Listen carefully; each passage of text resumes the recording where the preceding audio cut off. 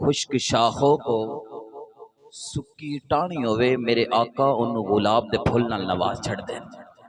فرمایا خشک شاخوں کو وہ تازہ گلاب دیتے ہیں، عہد پیری کو وہ پھر سے تازہ شباب دیتے ہیں۔ پڑھ لے درود غفلت نہ کر، خدا کی قسم میرے آقا تیرے سلام کا اب بھی جواب دیتے ہیں۔ نہ مکھڑا نہ مکھڑے دا دل ویکھ دے، کملی والے جے ویکھن تے دل ویکھ دے۔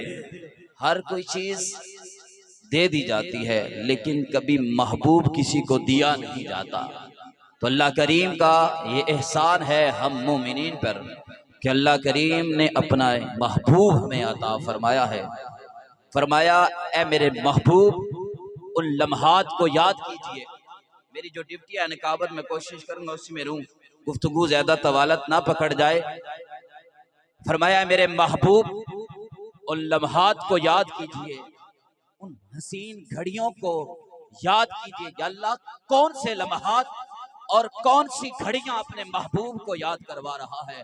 آواز قدرت ہے، اے میرے بندے آج اس چک میں صرف تو ہی میرے محبوب کا میلاد نہیں منا رہا، میں رب نے بھی عرشوں پہ اپنے محبوب کا میلاد منایا ہے۔ فرمایا اذ اخذ اللہ میثاق النبیین لما آتیتکم من کتاب و حکمہ۔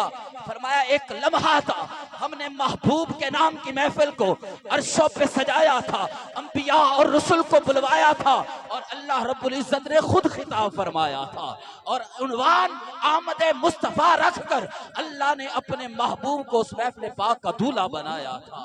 فرمایا میرے محبوب کی آمد کا جب نعرہ لگ جائے، جب ثم جاءکم رسول کی صدائیں آئیں کہ آ گئے مصطفیٰ آ گئے، آج دنیا میں خیر الورا آ گئے، کہا اس وقت میرے نبیوں اے میرے رسولوں سب کچھ چھوڑ کر میرے محبوب پر ایمان لانا ہوگا، میرے محبوب کی ضرور مدد کرنی ہوگی۔